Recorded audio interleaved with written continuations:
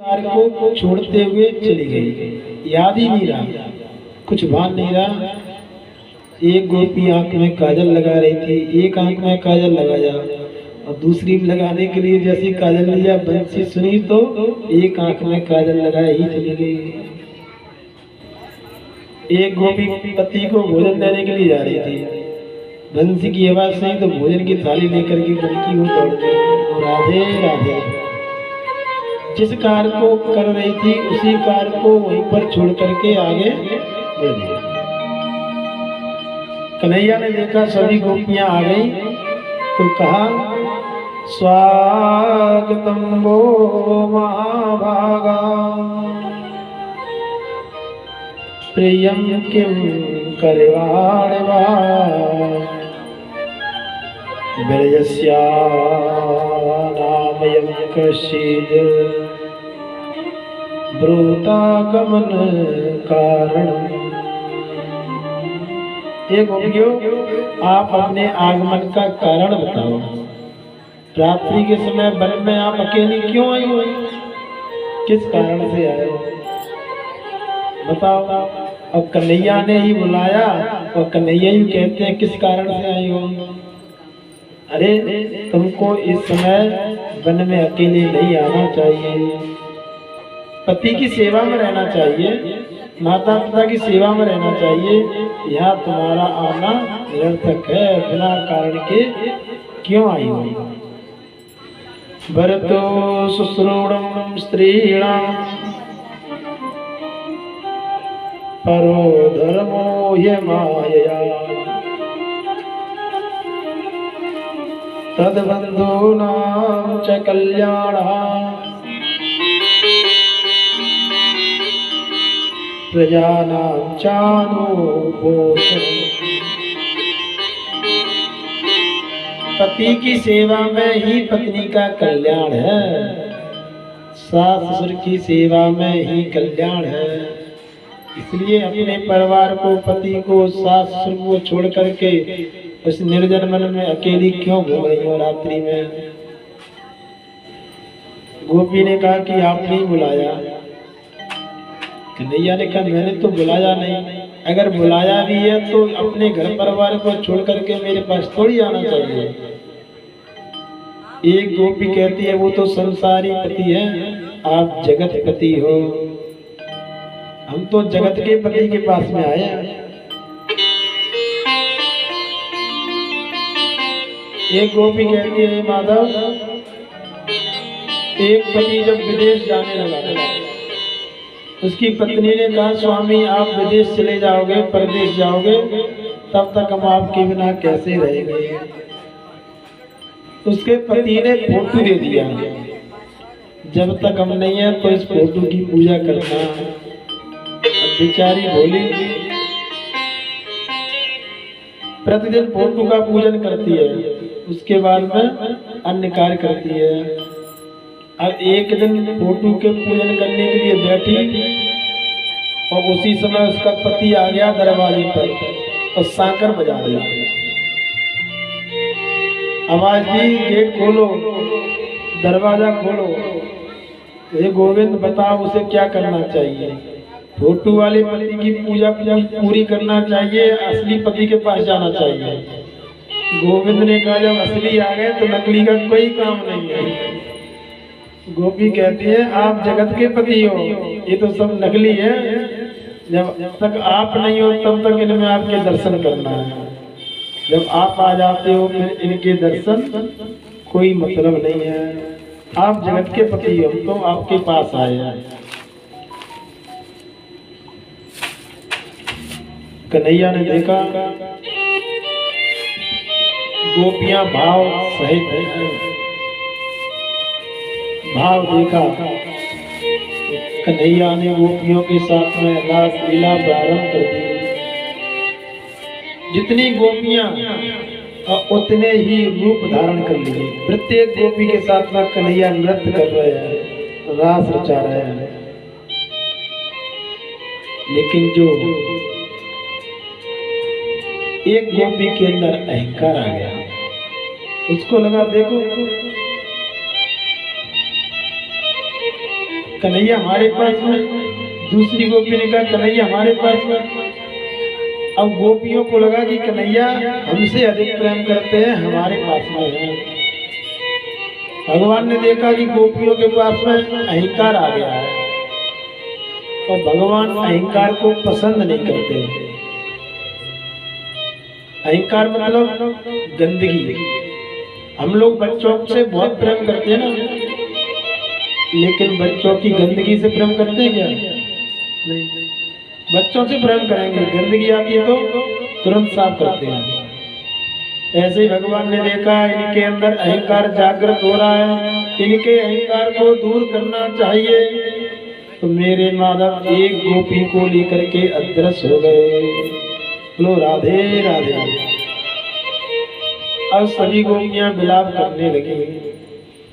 और जिस गोपी को लेकर के गए उसको अहंकार हो गया, देखो सबको छोड़ दिया, हमको साथ में लिए। कन्हैया तो अहंकार किसी का पसंद नहीं करते। कन्हैया ने कहा इनको भी अहंकार है। तो क्या कहती है वो आगे चलते चलते, हे माधव अब मुझसे चला नहीं जा रहा है, पैर थक गए। कन्हैया ने कहा तो आओ आपको कंधे पे बिठा ले। जैसे कन्हैया ने हाथ किया इस पर पैर रखो, आपको कंधे पे बिठा ले। उसने पैर बढ़ाया, कन्हैया वहां से अदृश्य हो गए। इधर से सारी गोपियां रोती हुई जा रही हैं, उधर से वो गोपी भी रोती हुई आई। अरे कन्हैया हमें लगा आपके साथ में। उसने कहा कन्हैया हमको भी छोड़ करके चले गए। गोपियां विलाप कर रही हैं, हे कन्हैया तुम कहाँ चले गए हो? देखो भगवान राम और कृष्ण इनकी लीला में इतना ही अंतर है। जिस प्रकार से राम जी घूम रहे थे ना, हे खग मृग हे मधुकर श्रेणी, तुम देखी सीता मृग नैनी। जिस प्रकार से राम जी जानकी जी को ढूंढ रहे थे रोते बिलखते हुए, यहाँ पर गोपियां ढूंढ रही हैं कन्हैया को। मोही थे श्री राम निर्मोही घनश्याम, बेत जीवन गोपिका वे बन बन ढूंढते बा। यहाँ गोपियां ढूंढ रही हैं कि कन्हैया किधर है, माधव किधर है। अब कन्हैया कहाँ मिलेंगे, कैसे मिलेंगे? तो गोपियों ने वहां पर लीला की है, रास लीला की। जो रासलीला होती है ना आज दिखते हैं, रासलीला में कृष्ण बलराम जो पात्र बनते हैं, सबसे पहले गोपियों ने ही रासलीला की। उनमें से एक गोपी कृष्ण बन गई, एक गोपी राधा बन गई, सब पात्र बन गए।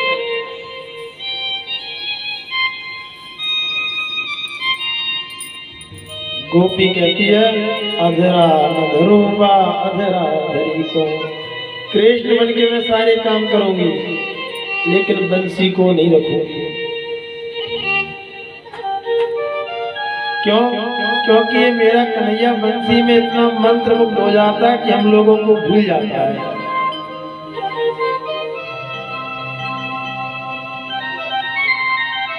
गोपियां ब्रह्म है, गोपियों ने गीत गाया जिसे कहते हैं गोपी गीत। श्रीमद् भागवत में रास पंचाध्यायी को हृदय कहा है। हृदय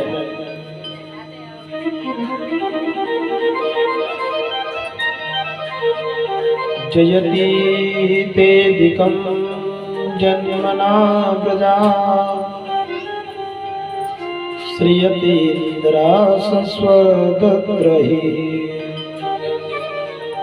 दयति दृश्यतां दिच्छताविका इस्तवै जता सुतां विचिन्वते। गोपियां कहती हैं हे कन्हैया इससे तो अच्छा है कि पूतना अगासुर बकासुर जैसे राजसाए उन राक्षसों से मेरा संहार हो जाता।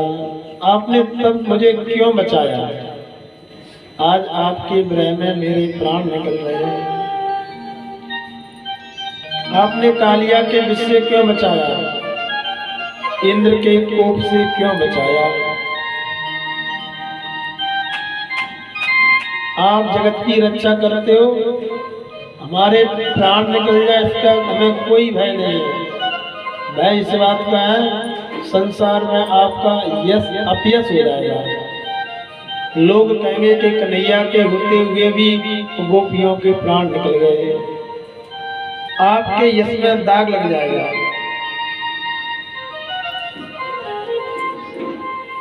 भक्ति रत होकर के और गोपियों ने रासलीला का अनुमोदन किया, तो भगवान कहाँ है? हम सब गोपियां हैं। भगवान जब हमको छोड़ के चले जाते हैं तो भगवान को पुनः प्राप्त करने के लिए हमको भक्ति करना चाहिए, भगवान की लीलाओं का कथा अनुवाद करना चाहिए, तो भगवान प्रकट हो जाते हैं। उसी रासलीला के मध्य में तेना टवीटमसी तदवित तेन कुचितम कूर्पादर विभ्रमति दीर्घदयायुषानः।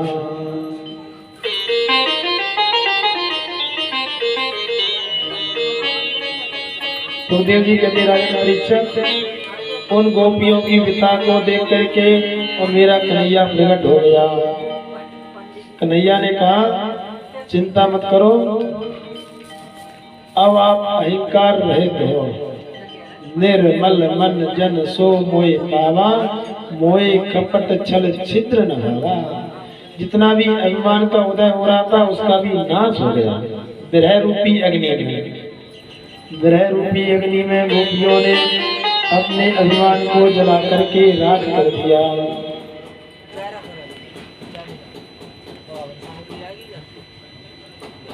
साकृतं धर्म सेतूनां भक्ता कर्मा विरक्षितः प्रतीपमचाचरद्वर्मन् सरदाया दर्शनः।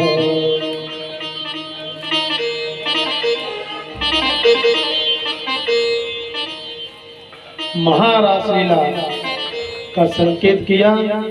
देवलोक में सभी जगह पता चला कि कन्हैया की महारासलीला होने वाली है, और आज भी मेरे गोविंद महारास रचते हैं। देवलोक से देवता अपने अपने स्थान को छोड़ के आते हैं। भोले बाबा को पता चला, समाधि में बैठे थे, कि महारासलीला वृंदावन में हो रही है, तो ऐसे सौभाग्य को कैसे छोड़ दें। भोले बाबा ने कहा मैया से कि हम भी चलेंगे रासलीला में। मैया ने कहा वहां पुरुषों का प्रवेश नहीं है, कोई प्रवेश नहीं जा सकता, केवल स्त्रियों का ही प्रवेश है। तो भोले बाबा ने कहा कि मुझे भी स्त्री बना दो। मैया ने कहा कैसे? भोले बाबा साड़ी लेके आ गए, इसे पहना दो। मैया ने कहा साड़ी तो पहना देंगे, लेकिन ये लंबी लंबी दाढ़ी है, इसका क्या होगा?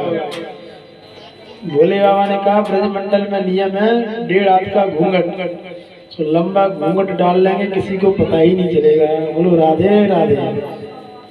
तो महारासलीला में आज भोले बाबा और ब्रज नारी बन के आ गए। बड़ा सुंदर। बोले शंकर भगवान की जय, बोले बांके बिहारी लाल की जय। एक दिना बोले भंडारी बन के सुंदर नारी ब्रज में आ गए हैं, ब्रज में आ गए हैं।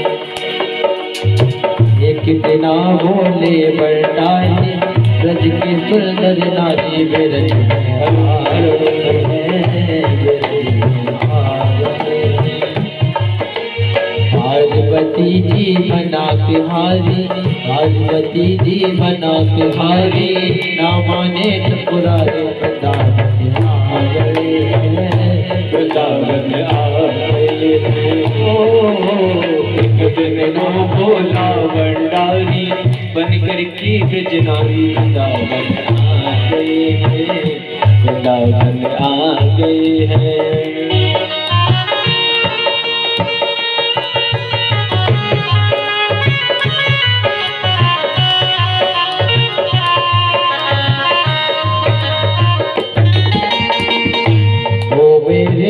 बोले स्वामी पार्वती से बोले मैं भी चलूंगा तेरे संग में, तेरे संग में।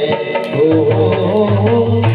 पार्वती से बोले मैं भी चलूंगा तेरे संग में, तेरे संग में।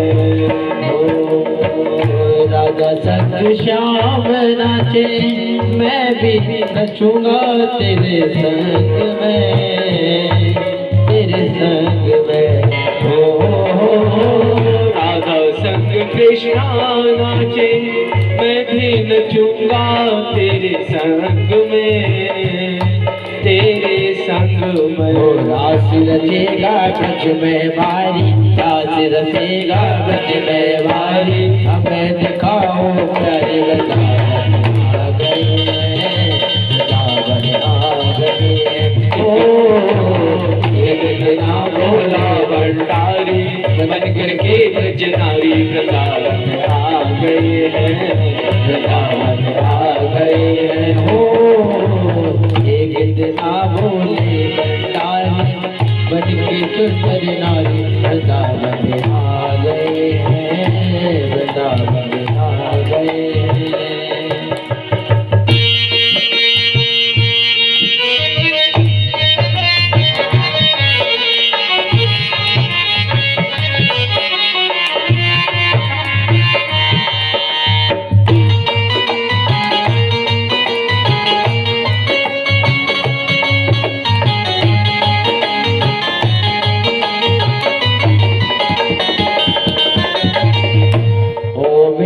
बोले स्वामी कैसे जाऊं तुझे संग में, अपने संग में।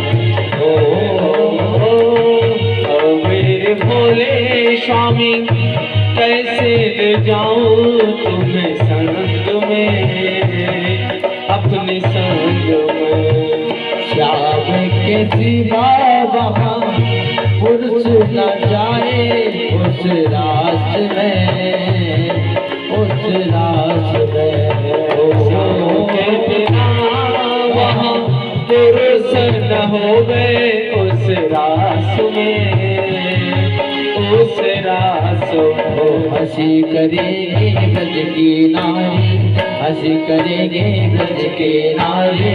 बातों बात हमारी वृंदावन आ गए हैं, वृंदावन आ गए हैं। एक दिना बोले बटाले बज के सुंदर नारे वृंदावन आ गए हैं, ब्रज में आ गए हैं। एक दिन वो भोला भंडारी बन करके ब्रज नारी वृंदावन आ गए हैं, वृंदावन आ गए हैं।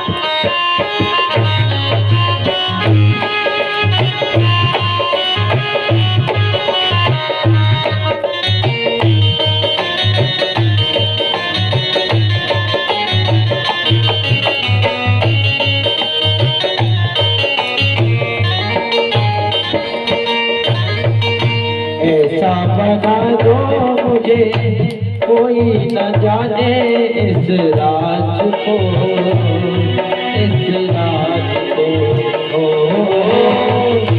ऐसा बना दे मुझे कोई न जाने इस राज को, इस राज को।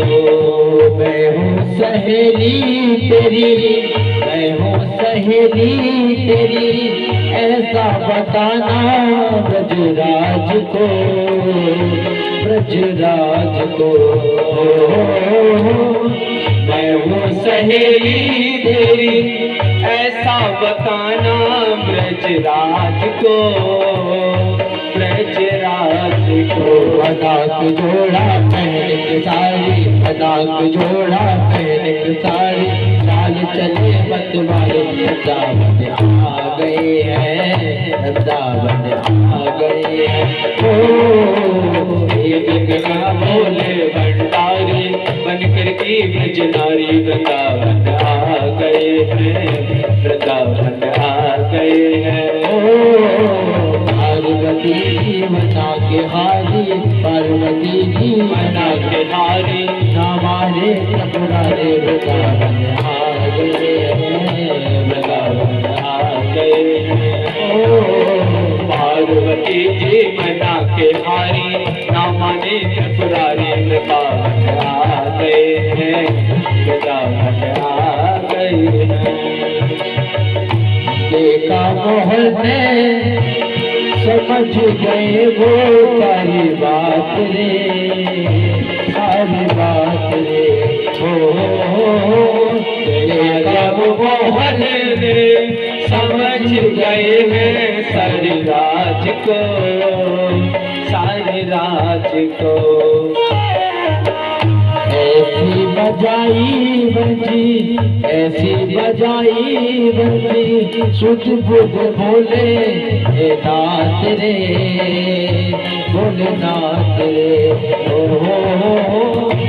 ऐसी बजाई बंसी सुध बुध भूले भोलेनाथ रे, भोलेनाथ रे। ओ सिर से खिसक गई जब साड़ी, सिर से खिसक गई जब साड़ी, मुस्काए गिरिराज वृंदावन आ गए हैं, वृंदावन आ गए हैं।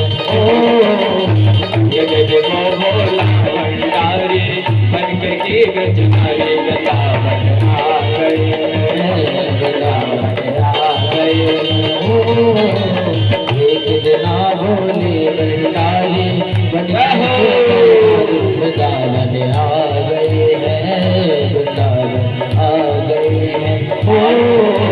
पार्वती जी मना के हारी, पार्वती जी मना के हारी, हमारे त्रिपुरारी वृंदावन आ गए हैं, वृंदावन आ गए हैं। देखो भोला भंडारी बन करके ब्रज नारी वृंदावन आ गए हैं, वृंदावन आ गए हैं। पार्वती जी मना के हारी, नावाने त्रिपुरारी वृंदावन आ गए हैं, वृंदावन आ गए हैं, ब्रज में आ गई है, वृंदावन आ गए हैं। गुरु गोपेशनाथ की जय, वृद्धकर भगवान की जय, बलभाग्य बिहारी लाल की जय, राधा रानी की जय, चंद्रगुआ सरकार की जय, चक्रवाली भैया की जय। रास बिहारी ने सुंदर रास रचाया। ये भगवान की जो रास लीला है, ये भक्ति ज्ञान वैराग्य की लीला है। महारास लीला भक्ति ज्ञान और वैराग्य की लीला है। महारास कहाँ पर हुआ? यमुना जी के तट पर। यमुना जी के तट पर हुआ। तो यमुना मैया साक्षात भक्ति स्वरूपा है। रास हुआ वो ज्ञान स्वरूप हुआ। भगवान गोपियों को छोड़ करके चले गए थे, तो भगवान को वैराग्य लीला हुआ। गोपियों को छोड़ना वैराग्य, तो महारास लीला भक्ति ज्ञान वैराग्य की लीला है।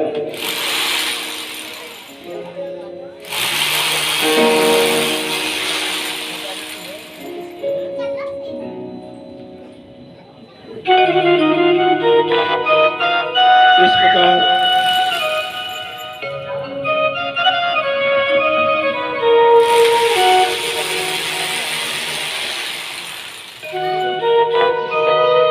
भगवान ने सुदर्शन का संहार किया, शंखचूड़ का संहार किया, मामा कंस के द्वारा भेजा हुआ अरिष्टासुर का संहार किया। मामा कंस ने देखा कि जिसको भी भेजते हैं वो वापस नहीं आता, क्यों ना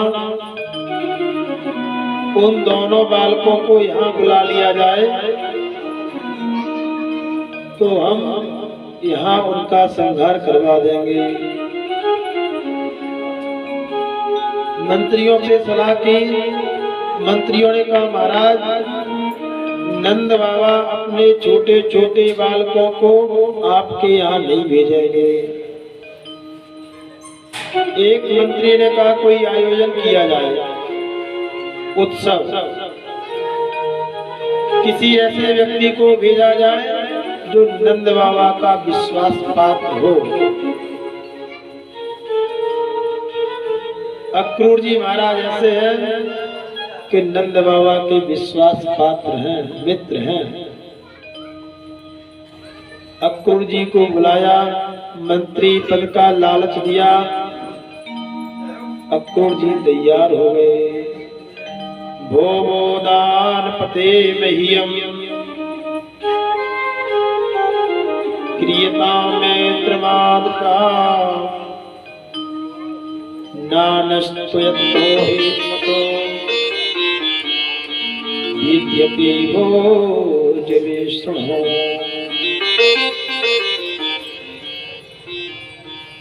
अक्रूर जी ने देखा कि मनस्वी राजा है, अगर इसकी बात नहीं मानेंगे तो हमको छोड़ेगा नहीं। अक्रूर जी तैयार होकर मथुरा से वृंदावन के लिए प्रस्थान किया।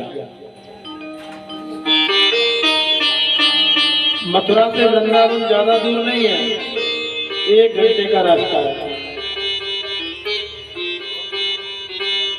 लेकिन सुबह के निकले हुए अक्रूर जी शाम तक पहुंचे। क्यों? थोड़ा रथ आगे बढ़ाते हैं, बाद में विचार आता कि कंस उन बालकों का संहार कर देगा, मैं गलत कर रहा हूँ। वापस लौट के आते हैं, फिर आगे बढ़ाते हैं, फिर लौट आते हैं, फिर आगे बढ़ाते हैं, फिर लौट आते हैं। ऐसा विचार करते करते संध्या काल हो गया। गोधूली बेला, गाय जब लौटती है ना वन से, तो उस समय उनके पैरों से जो धूल उड़ती है उसे कहते हैं गोधूली बेला। संध्या काल का अक्रूर जी पहुंचे। अक्रूर जी को देखा, कन्हैया ने बलराम ने प्रणाम किया, कहा काका बहुत दिनों बाद आए। अक्रूर जी ने कहा तुमसे कुछ बात करनी है। कन्हैया ने कहा कहो। अक्रूर जी ने सारी बात बताई। कन्हैया ने कहा काका हमसे कहा सो कहा, बाबा को नहीं बताना, नहीं बाबा मुझे भेजेंगे। चिंता मत करो काका, मामा ने कितने भी षड्यंत्र रच लिए हो, फिर भी कुछ होने वाला नहीं। चरणों की सेवा की। प्रातः काल हुआ, अक्रूर जी ने कृष्ण बलराम को साथ में ले जाने की बात कही। यशोदा मैया ने मना कर दिया।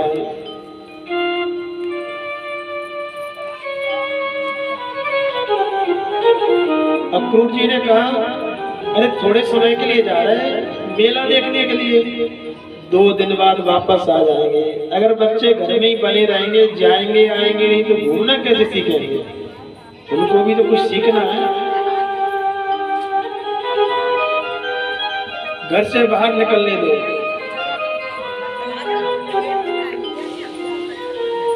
बाबा ने कहा जाने तो ठीक तो कहते हैं, जब तक बच्चे घर से बाहर नहीं निकलेंगे तो बाहर निकलना कैसे सीखेंगे? गोपियों को पता चला कि कन्हैया मथुरा जा रहे हैं, तो सभी गोपियां इकट्ठा होने लगी। मैया रोते रोते कहती है कन्हैया तू तो चलो मथुरा को लाला, कौन को प्रहात जगाऊंगी मैं, कौन कहेगो मैया मैया, किसको लाल कहाऊंगी मैं। बन भोजन लाल मेरे, किसको छाछ पठाऊंगी मैं। हे लाला, तुम चले जाओगे तो मैं लाला किससे कहूंगी, उससे मैया कौन कहेगा। कन्हैया ने कहा मैया 2 दिन की बात है, घनश्याम गए कई के मथुरा, हम आ जाएंगे जल्दी परसों। मैया परसों आ जाएंगे, 2 दिन मेला देखने के लिए जा रहे हैं। रथ में बैठ करके अक्रूर काका के साथ में रथ को आगे बढ़ाया तो अक्रूर जी ने रथ को रोक दिया। मेरे गोविंद ने कहा क्यों काका क्या हुआ। अक्रूर जी ने कहा देखो आगे क्या है। सभी गोपियां आगे रास्ते को रोक लिया, कन्हैया को हम नहीं जाने देंगे। कन्हैया रथ से उतर कर आए, गोपियां कहती हैं मोर व्याकुल मधु बिना, कोयल बिना बसंत, हम व्याकुल है तुम बिना, गति जाने भगवंत। ये कन्हैया तुम्हारे बिना हम कैसे रहेंगे, कैसे जिएंगे। जिस दिन तुम्हारी बंसी की धुन सुनाई नहीं देती, किसी कार्य में मन नहीं लगता, तुम्हारी मूरत सूरत दिखाई नहीं देती, तब तक भोजन अच्छा नहीं लगता।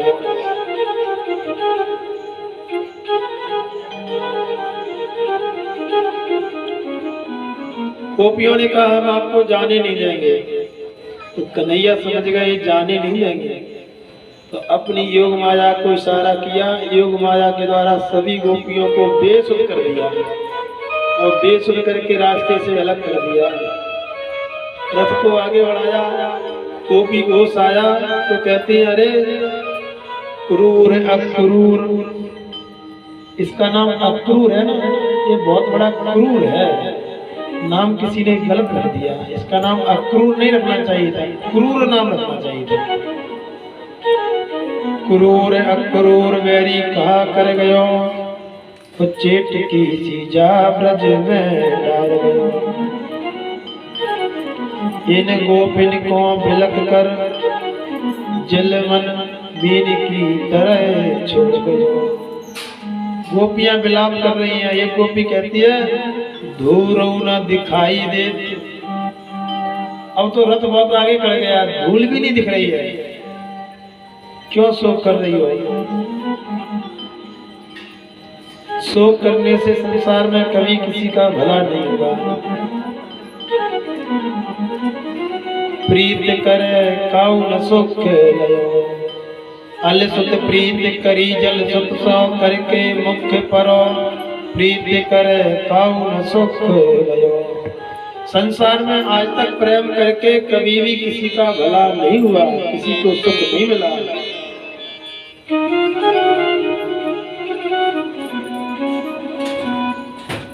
जो मैं ऐसो जानती, प्रेम करे दुख होए, नगर बिटोरा पीटती सो प्रेम न कर तो कोई। अगर मुझे पता होता कि प्रेम करने से इतना दुख होता है तो मैं नगर में ढिढोरा पिटवा देती, कोई भी प्रेम नहीं करता। ये कन्हैया तुम ऐसे छोड़कर चले गए, लागी लगन छूटत नहीं, जीव चोच जर जाए, ऐसो कहा अंगार में बाय चकोर चलाए। चकोर नाम का एक पक्षी होता है, वो अंगारे में खाता है, अग्नि के अंगारे। तो किसी ने कहा तुम अंगारे को क्यों खाते हो, तो चकोर कहता है मेरी लगन लग चुकी है इसलिए। किससे, बोले चंद्र से। चकोर कहता है चंद्र के पास हम उड़ के नहीं पहुंच सकते हैं, अपने मित्र के पास। तो चकोर अंगार चावत यो भस्म होय अंग लज जाय शिव में सत चढ़े मित्र होए सत्संग। अपने मित्र के पास हम ऐसे नहीं पहुंच सकते। हमने सुना है कि मुर्दे की भस्म शिवजी रमाते हैं। अंगारा चबाएंगे, मेरी जो भस्म बनेगी शिवजी लगाएंगे तो शिवजी के मस्तक पर चंद्र है, उस तक मैं नहीं पहुंच सकता तो मेरी भस्म तो पहुंच जाएगी। गोपियां कहती है गोविंद तुम मुझे छोड़ करके चले गए, जिस पर तुम रीझते क्या देते यदुवीर, रोना धोना सकना आहों की जागी। केवल रोना रोना दे गए, सब अपने साथ में ले गए। गोपियों का भगवान के प्रति सच्चा प्रेम। देखो मथुरा और वृंदावन कोई दूर नहीं है। गोपियां जाने कभी भी चली जाती है, लेकिन नहीं गई, कभी नहीं गई। माखन बेचने के लिए मथुरा की मंडी में जाना भी बंद कर दिया। कहीं संसार के लोग दोष नहीं लगा रहे कि ये माखन बेचने के बहाने कन्हैया से मिलने गए।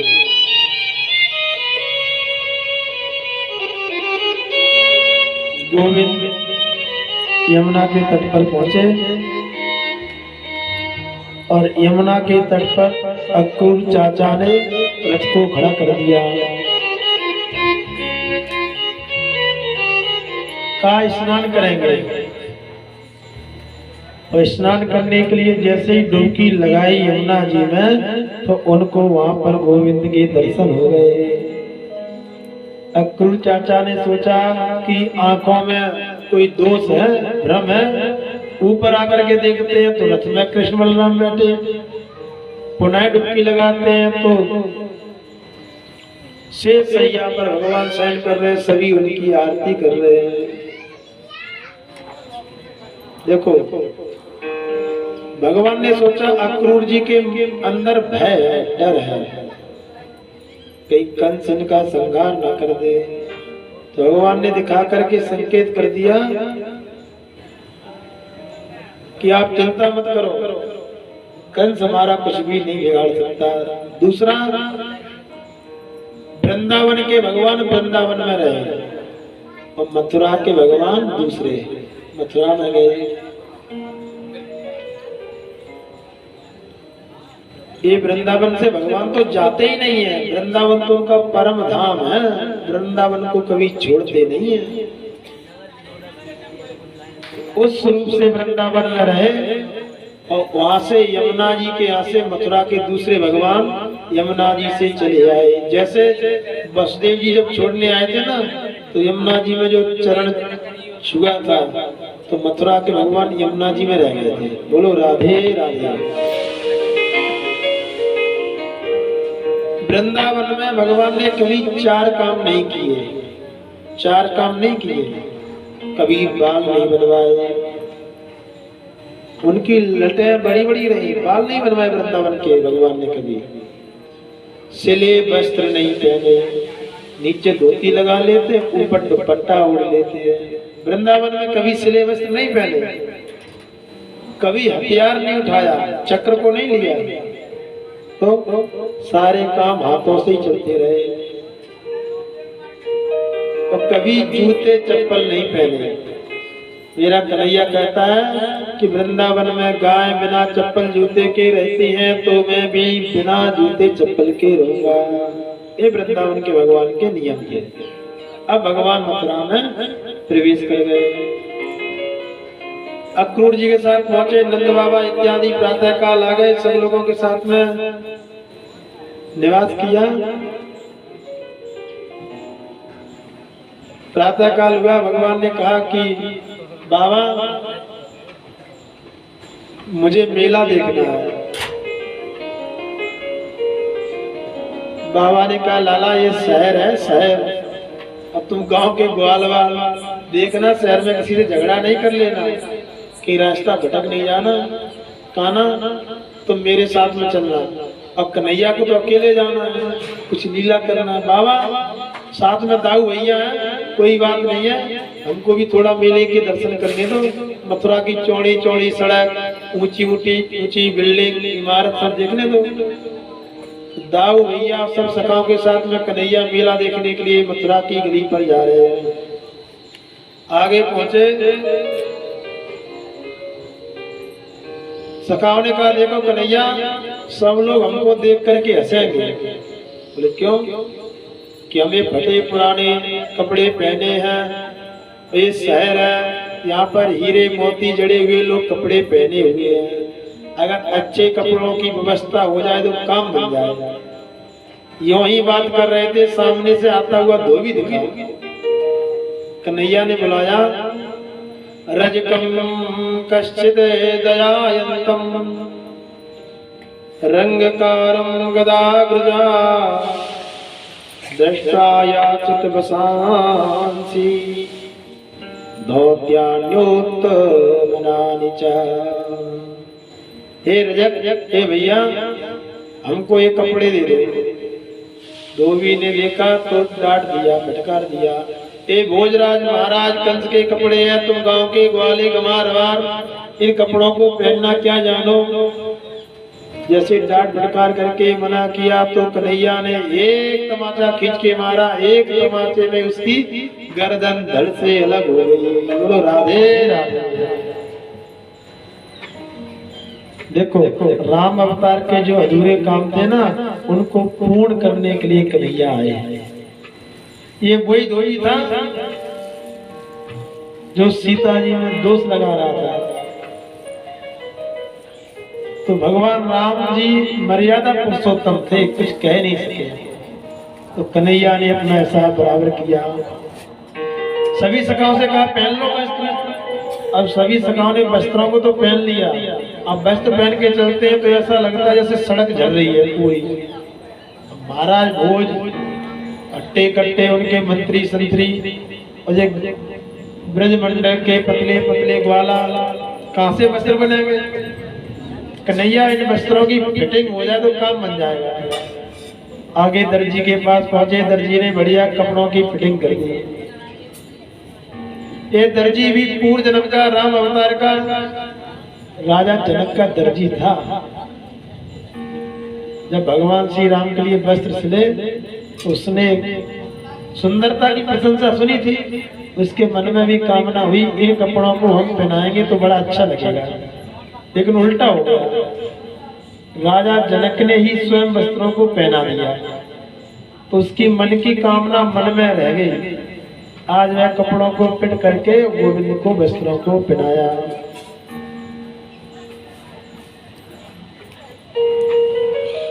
आगे सुदम्ना नाम का माली मिला,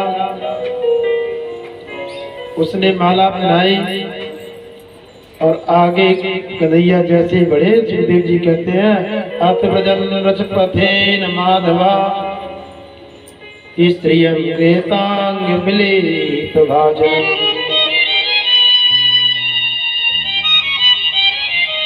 मथुरा के पथ पर, मथुरा की चौड़ी सड़क पर और मेरे माधव आगे जा रहे, एक स्त्री दिखी। स्त्री को देख करके कन्हैया ने कहा, हे सुंदरी,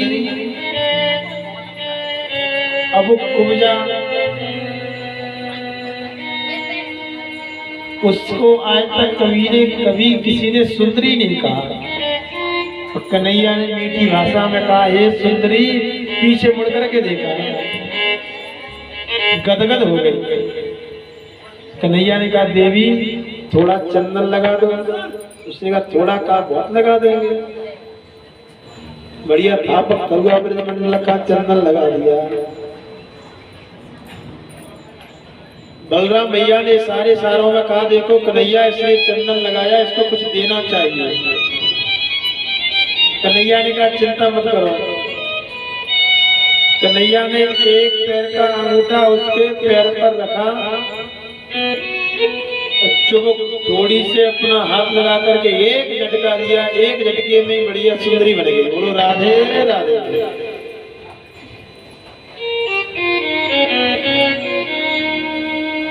खेल ही खेल में मामा कंस का धरा हुआ धनुष भंग कर दिया। कंस घबराने लगा। कोलिया के हाथी का संहार और कंस के जो मल्ल थे उनसे भी कन्हैया ने युद्ध लड़ा। समय का भी अभाव है, संक्षिप्त में ही समझते जाओ। चारों योद्धाओं को कन्हैया ने संहार करके एक छलांग लगाई और कंस के सिंहासन के पास पहुंच गए। चोटी पकड़ के कंस को घुमाया, कहा मामा चाई माई तुम्हारे घर में कोई नहीं, अब कोई नहीं बचा है। सिंहासन से कंस को धड़ाम नीचे फेंका और कन्हैया ने वहां से एक छलांग लगाई, मानो रोम रोम में पर्वत हो, इतना वेग के साथ में कंस की छाती पर गिरे।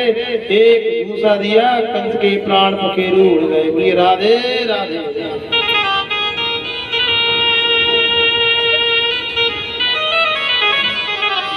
कन्हैया की जय जयकार होने लगी और कन्हैया सभी के साथ में सबसे पहले कहाँ गए? अपने नाना के पास गए। क्यों? मथुरा के राजा तो नाना थे ना, कंस तो जबरदस्ती बैठ गया था। नाना को बंधन से मुक्त कराया, नाना से प्रार्थना की कि वसुदेव देवकी को भी बंधन से मुक्त कराओ। वसुदेव देवकी के पास में कन्हैया कारागार में पहुंचे और जैसे ही मैया देवकी ने देखा अश्रुधारा बहने लगी, स्तनों से दूध बहने लगा। मातरम पितरम चैव मोचित्यात् बंधनात् कृष्ण रामो वंदाते श्रेषाय श्रेष्य बाधयो। देव की मैया के अश्रुधारा बहने लगी, स्तनों से दुग्ध बहने लगा। कन्हैया को अंक में भर लिया। कन्हैया हे लाला, मैंने तेरे बचपन के सुखों को नहीं देख पाया, तेरी तोतली भाषा को नहीं सुन पाया। कन्हैया कहते मैया मैंने भी तेरा लाड़ प्यार नहीं देख पाया। बाद में फिर कन्हैया ने नंद बाबा को समझाया, बाबा जाओ कैसे भी मैया को समझा देना। क्यों? यहाँ भी रहना मेरा जरूरी है, इन माता पिता के पास में भी रहना जरूरी है। मैं जानता हूँ कि यशोदा मैया मेरे बिना कैसे रहेगी, मैं नहीं जाऊंगा तो कैसे रहेगी। नंद बाबा कहते हैं लाला मैं तेरी मैया को क्या जवाब दूंगा। कन्हैया कहते हैं बाबा जैसे भी हो मैया को समझा देना, थोड़ी दिन की बात है और थोड़े दिन बाद मैं वापस आ जाऊंगा, बस थोड़े दिन की बात है, कुछ दिनों बाद वापस आ जाऊंगा। समझा करके नंद बाबा को भेजा और गुरुजी के यहाँ विद्यालय में पढ़ने के लिए सांदीपन गुरु के आश्रम में उज्जैन में वसुदेव जी ने भेजा। रास्ते में जा रहे थे, जाते समय आवाज सुनाई दी। सारथी से कहा रथ को रोको, कोई पुकार रहा है, कोई बुला रहा है। सारथी ने रथ को रोक करके चारों तरफ देखा, कोई दिखाई नहीं दिया। कहा कन्हैया कोई नहीं है। कन्हैया ने कहा गौर से देखो। देखा एक ब्राह्मण बालक था जिसके पैर में एक कांटा चुभा था, बड़ा दर्द हो रहा था। कन्हैया ने जाकर के कांटा निकाला, पूछा कहाँ जा रहे हो। उसने कहा गुरु महाराज के पास में विद्या अध्ययन करने जा रहे हैं, सांदीपन गुरु में जा रहे हैं, सांदीपन गुरु के आश्रम में जा रहे हैं। कन्हैया ने कहा हम भी चल रहे, बैठोगे? मित्रता हो गई, पक्की मित्रता। सारथी ने कहा कन्हैया तुम्हें उसके रोने की आवाज सुनाई दी, चीखने की आवाज सुनाई दी, मुझे क्यों नहीं दी? मेरा गोविंद कहता है दीनों की आवाज यदि हर कोई सुनने लगे तो मुझे ही दीन बंधु क्यों कहेंगे? दीन दुखियों की आवाज हर कोई नहीं सुनता है, दीनों की आवाज तो दीन बंधु ही सुनता है, मेरा गोविंद सुनता है। गुरु महाराज के आश्रम में रहे,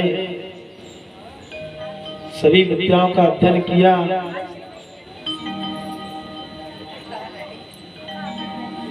और एक दिन कन्हैया ने देखा कि सुदामा पाठ भूल गए। सुदामा को जो दंड मिलेगा उस दंड को मैं भी स्वीकार करूंगा, ऐसा जान करके मेरे कन्हैया भी पाठ भूल गए। गुरु महाराज ने कहा लकड़ी काटने के लिए जाओ। छोटे छोटे बालक लकड़ी काटने के लिए जंगल में जाने लगे। जाते समय चनों की एक पोटली मैया ने दे दी, जब भूख लगे इसको खा लेना। लकड़ी काटते काटते संध्या काल हो गई, बारिश हुई, बहुत तेज बारिश हुई, वृक्ष पे चढ़ गए, सर्दी लगी, भूख भी लगी, तो सुदामा वो चनों को खाने लगे। कन्हैया ने पूछा आवाज कैसी आ रही है? सुदामा कहते ठंड लग रही है तो दांत खटखटा रहे हैं। बोलो राधे राधे।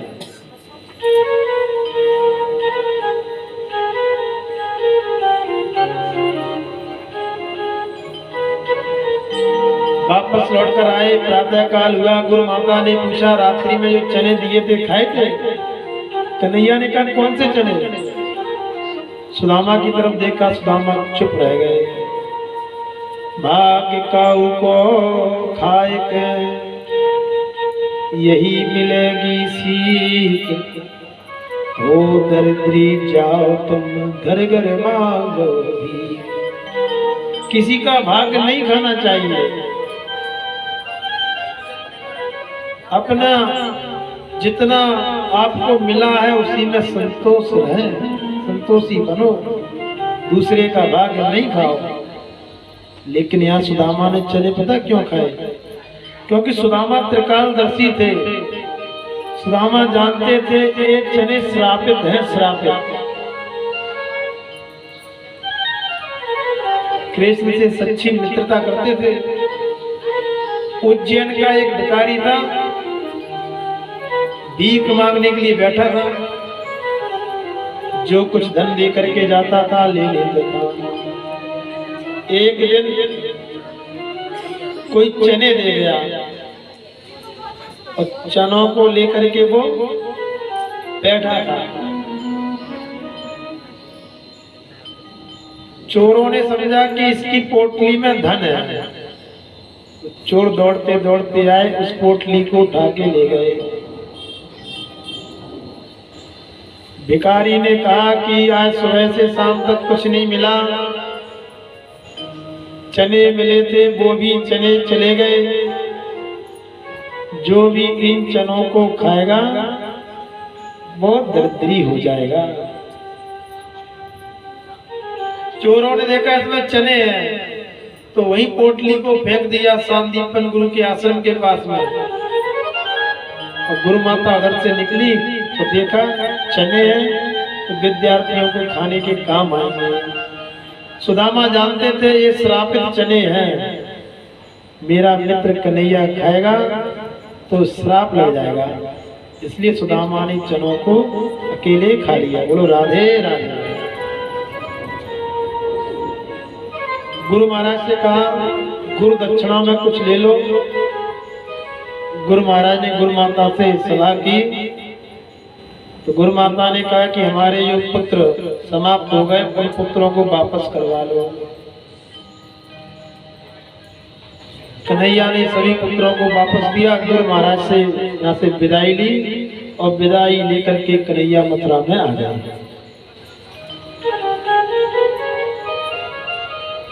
अपने सभी कार्यों को करते हैं कन्हैया।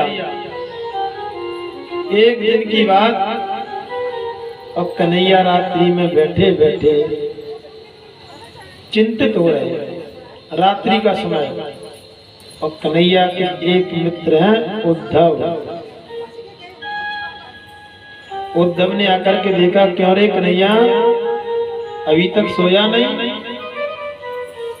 सोने का समय हो गया ना। कन्हैया ने कहा नींद नहीं आ रही। उद्धव ने कहा 4 लोगों को नींद नहीं आती है। आंख नहीं लागे जाको जबर से होत बैर, आंख नहीं लागे ऋणी और धनी की। आंख नहीं लागे जाकी सुता विवाह योग हुई, और आंख नहीं लागे जाकी आंख लग जात है। कन्हैया किसी शक्तिशाली व्यक्ति से झगड़ा हो जाए तो नींद नहीं आती है, पता नहीं कब हमला कर दे। और जो लोग कर्जा लिए रहते नींद नहीं आती है, कर्जा वापस करना है। बहुत पैसे वाले होते हैं उनको भी नींद नहीं आती है। इनकम टैक्स वालों से बचना है। जिनकी पुत्री विवाह के योग हो जाती उनको भी नींद नहीं आती है। या जिनको किसी से प्रेम हो जाए, कहीं लगन लग जाए तो नींद नहीं आती है। कन्हैया क्या कारण है, तुम्हें नींद क्यों नहीं आ रही है? तो कन्हैया कहते हैं उद्धव एक ही कारण है। बोले क्या? उद्धव मोए ब्रज बिसरते नहीं। हे उद्धव, वो ब्रज मंडल की याद आती है, मैं आंखें बंद करता हूँ तो मुझे राधा रानी की छवि दिखाई देती है। जैसे मैं सोना चाहता हूँ तो मेरे कानों में आवाज आती है, काना माखन खा लो। यशोदा मैया की आवाज कानों में आती है। कैसे सो? उद्धव ठहरे ज्ञानी। उद्धव ने कहा, अरे ये क्या होता प्रेम प्रेम, तुमको ज्ञान नहीं? वो वृंदावन की गंवार गोपियां तुमको भूल गई होगी, वो यशोदा मैया तुमको भूल गई होगी, और तुम उस यशोदा को यहाँ याद करके रात्रि में रो रहे हो।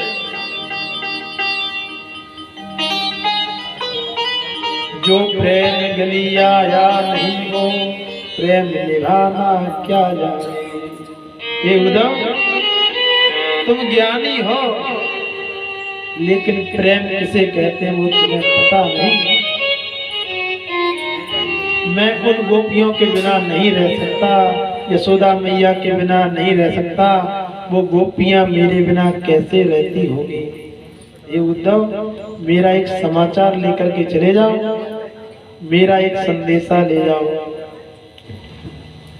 उद्धव ने कहा कि मैं ठहरा ज्ञानी उन गंवार गोपियों को क्या सुनाऊंगा। मेरा कन्हैया कहता है सरल भाषा में समझा देना, सरल भाषा में समझा देना कि अब तुम्हारा कन्हैया नहीं आएगा, वो हमारी याद करती हैं तो याद करना बंद कर जाए, मुझे भूल जाए।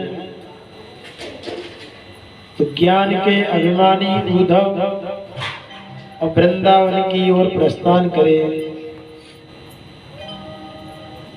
और जैसे वृंदावन की तरफ पहुंचे, वृंदावन में पहुंचे, वहां सखाओं से पूछा, छोरे छोरा नंद बाबा का घर किधर है?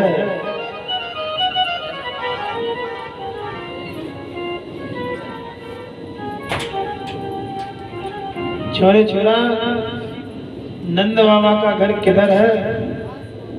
छोरा ने कहा, देखो मुझे लगता है तुम मथुरा से आए हो, क्योंकि रथ पे जो यहाँ पे जो चिन्ह लगा है ना वो मथुरा का चिन्ह है। अरे सीधे चले जाओ, जहाँ से पानी बहता हुआ आ रहा है ना नाली, इसको आप छोड़ना नहीं, सीधे जाओगे तो नंद भवन में पहुंच जाओगे। चलने लगे तो रुको रुको रुको रुको, तुमको पता है ये पानी कैसा है? उद्धव ने कहा बताओ। जब से कन्हैया वृंदावन को छोड़कर गया है तब से यशोदा मैया गैया रुदन कर रही है, उनके अश्रु धारा से जल बह रहा है।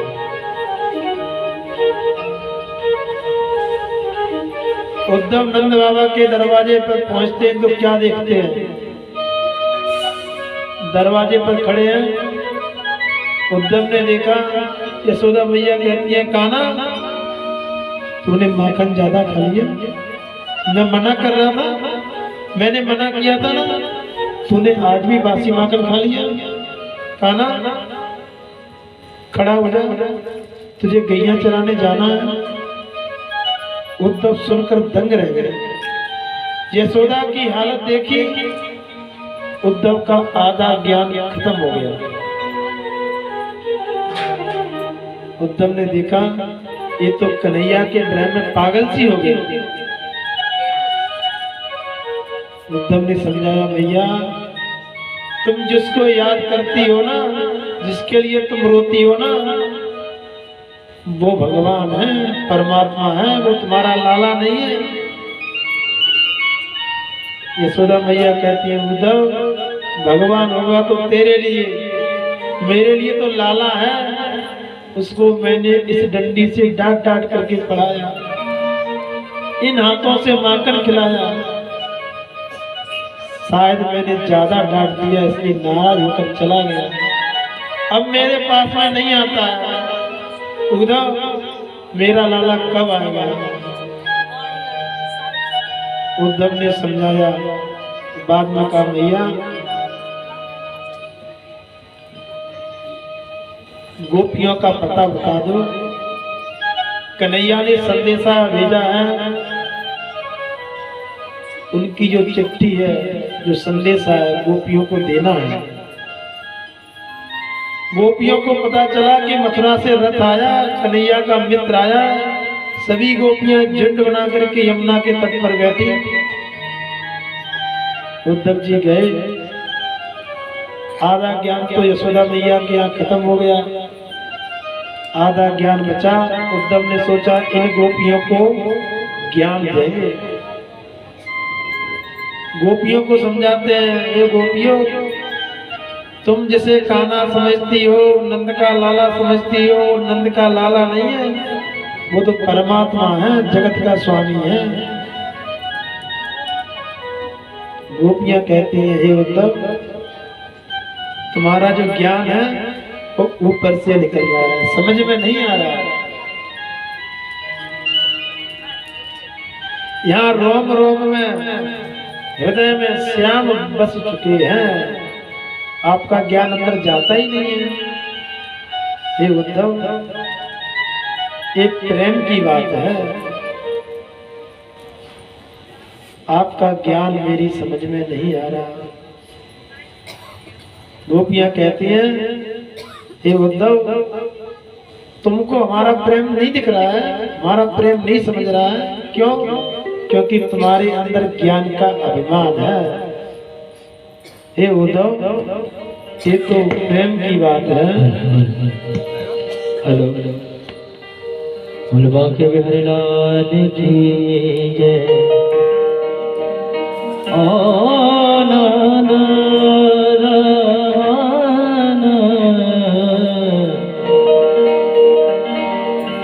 जो मैं साजान थी,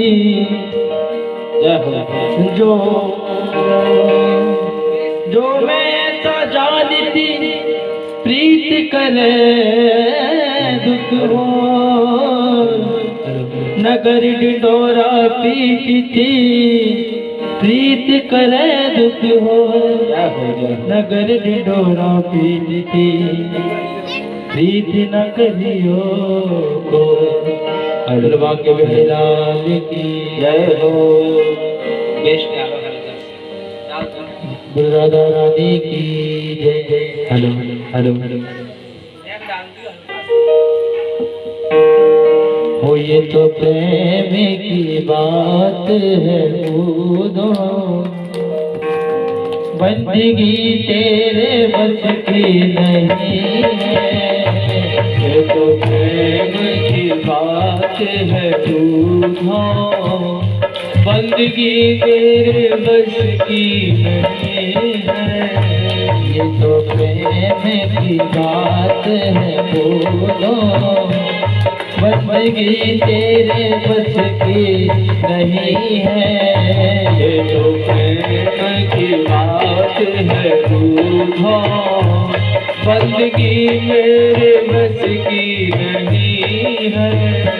यहाँ सर्द के होते हैं सौदे, यहाँ सर्द के होते हैं सौदे, आशिकी कितनी करते नहीं है।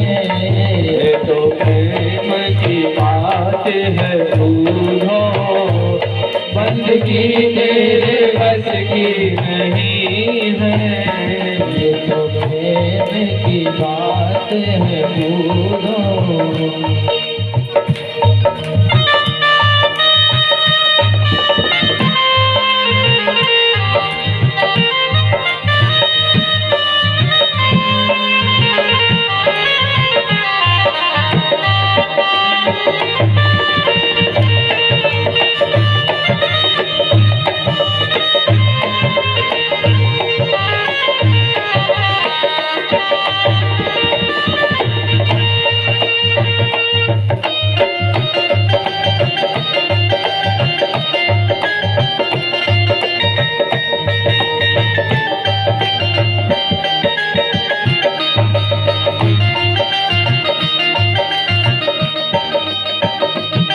प्रेम वालों ने जब बस पूछा, उनकी पूजा सुन ले कूदो।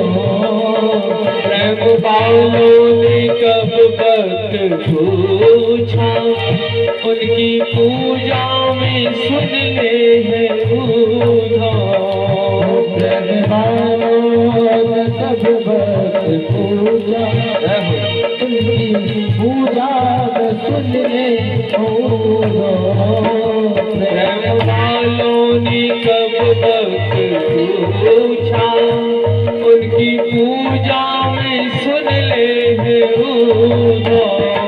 यहाँ दम में होती है पूजा, यहाँ दम में होती है पूजा। वो सर पुकारने को फुर्सत नहीं है। ये तो प्रेम की बात है कूदो, बंदगी तेरे बस की नहीं है। ये तो प्रेम की बात है बोलो। और जय हो। एक गोपिका भाव रखिए। तुम्हारी हो, तुम्हारी याद आती है, तुम्हारी याद आती है। बताओ क्या करें मोहन, तुम्हारी याद आती है।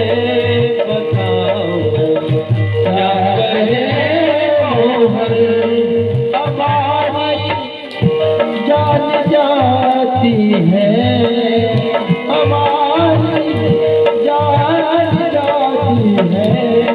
बताओ क्या करें हमारी जान जाती है।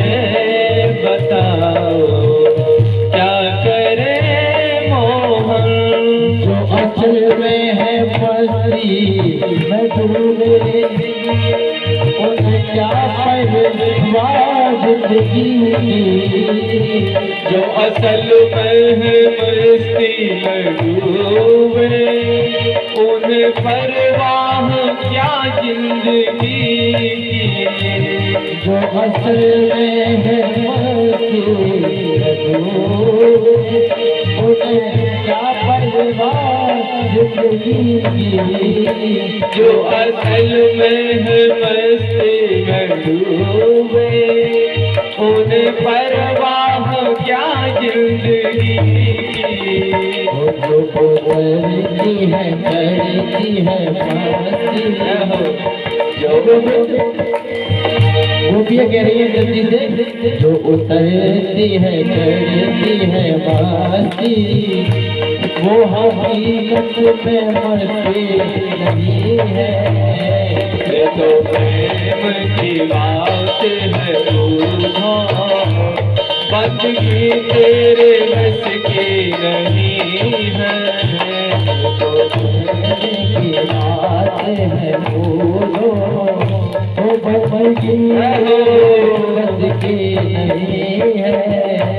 ये तो प्रेम की बात है रूठा, बंदगी मेरे बस की नहीं है।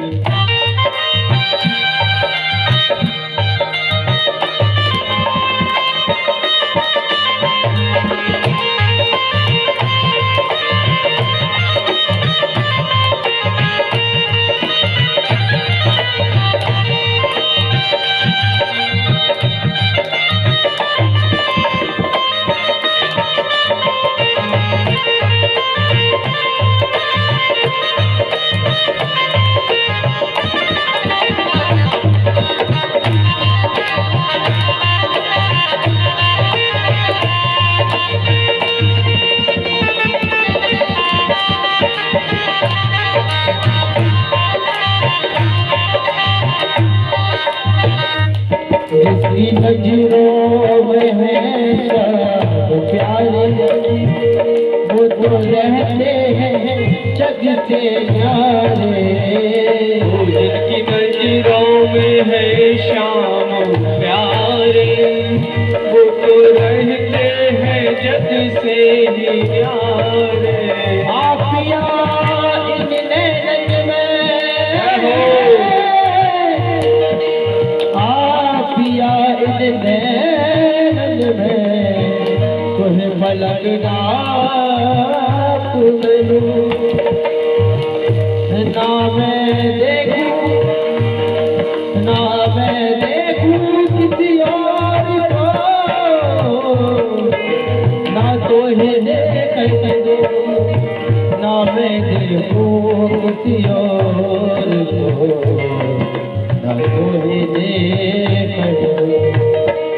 जिसकी नजरों में है सब प्यारे, वो तो रहते हैं जग से न्यारे। जिनकी नजरों में है शाम प्यारे, वो तो रहते हैं दुनिया से न्यारे। जिसकी नजरों में मोहन समाए, जिनकी नजरों में मोहन समाए, वो नजर फिर तरसती नहीं है। ये तो प्रेम की बात है रूठा, बंदगी मेरे बस की नहीं है। यहाँ सर देखे होते हैं सौदे, यहाँ सर देखे होते हैं सौदे। आशिक इतनी सस्ते नहीं है, ये तो प्रेम की बात है।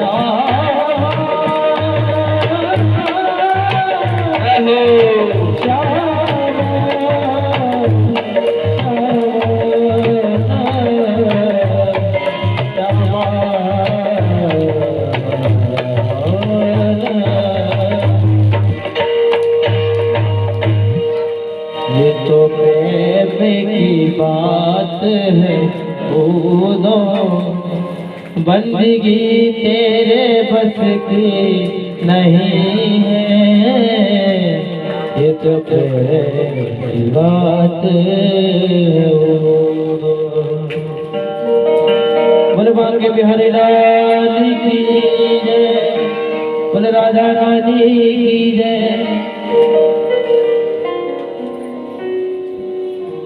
उद्धव जी गोपियों को समझाते हुए आगे बढ़े तो उनका दुपट्टा कांटे में फंस गया।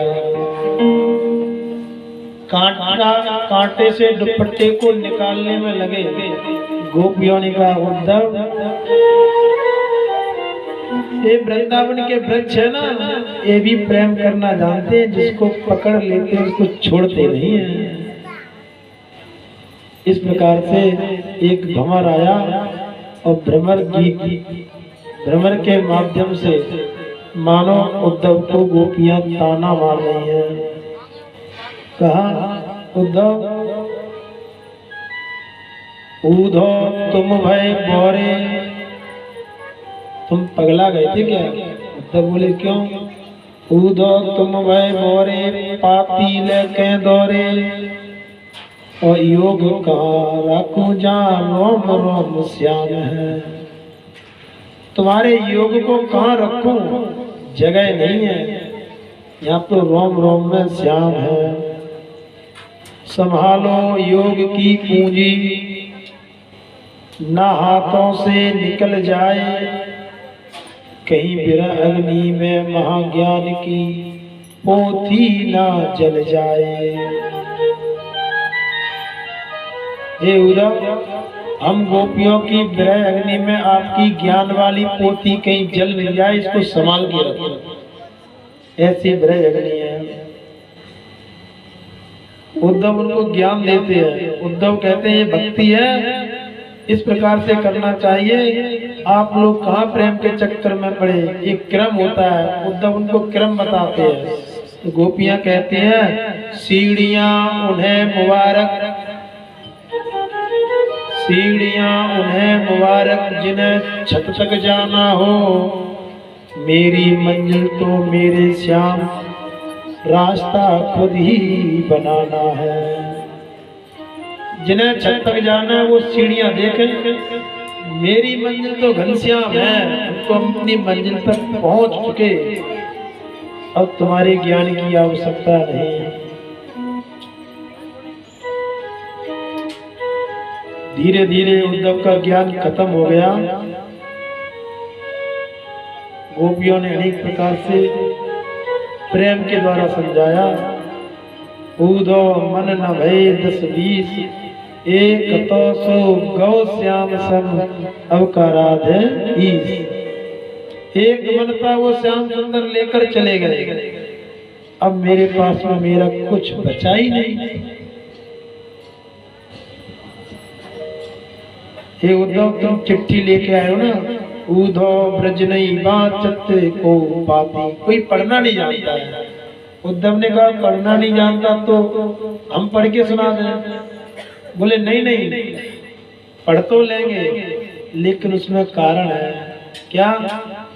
पर सत जा रहे बिलोकत भींगे।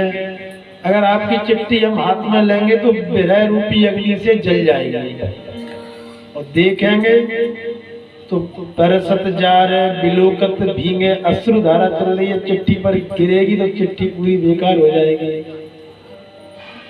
ऊधो ब्रज नहीं वाचते को पाती, ऊधो सूदो हो गयो सुन गोपिन के बोल। ज्ञान बजाई डुमडुमी बजो प्रेम को ढोल। बोलो राधे राधे।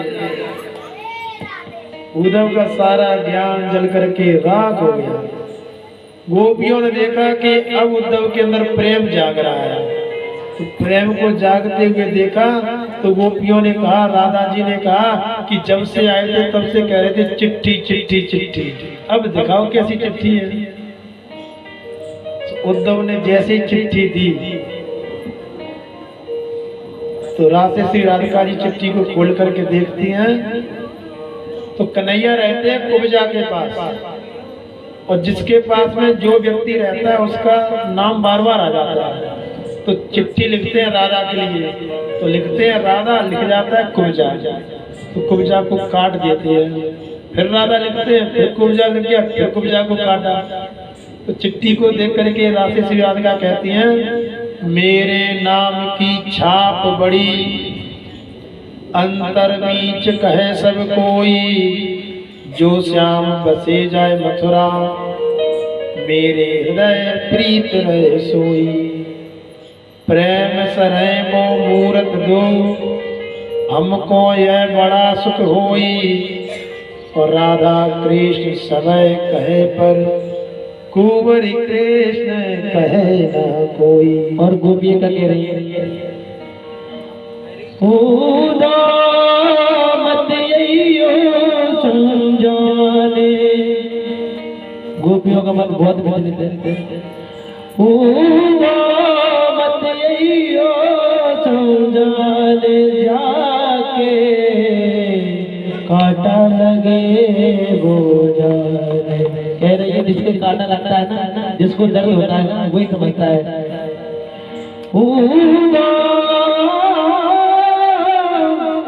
मत यही समझाने, जाके काटा लगे वो जाने।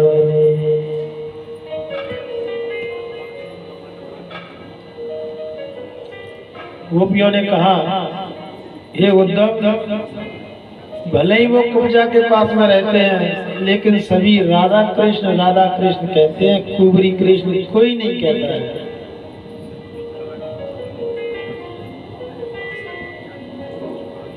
उद्धव ने सखी मंत्र ले लिया गोपियों से। तो सखी बाबा होते ना, वहीं से परंपरा चालू हुई। उद्धव इतने मंत्र मुग्ध हो गए कि भूल गए कि श्याम सुंदर ने मुझे संदेशा के लिए भेजा था, वापस भी जाना है। 6 महीने हो गए ब्रज मंडल में निवास किया। एक दिन चलने को हुए, राशि श्री राधिका जी ने कहा, उद्धव श्याम सुंदर ने भेजा था खबर के लिए, आपको वापस नहीं जाना। उद्धव ने कहा, जाना तो है। जाते समय उद्धव क्या देखते हैं, कदम के पेड़ के नीचे और राशि श्री राधिका जी शयन कर रही हैं मेरे कन्हैया की गोदी में। राधे राधे। उद्धव ने देखा कि यहाँ तो वृंदावन के वन वन में, लता लता में, पता पता में श्याम सुंदर का वास है, कण कण में श्याम सुंदर है। लौट करके मथुरा में आए, कन्हैया ने कहा, ज्ञान दिया। उद्धव गुस्सा में बोले, अरे कन्हैया, हम जानी ब्रज जाए के, तुम हो निर्दयी जी। हम तुमको बहुत अच्छा समझते थे, लेकिन ब्रज मंडल में जाकर के पता चला कि तुम बहुत निर्दयी हो। तुम्हारे लिए वो तड़प रही है और तुम यहाँ आराम से बैठे हो। इस प्रकार से जो उद्धव का ज्ञान था वो दूर हुआ। ए भैया, ये बांसुरी लगा दी।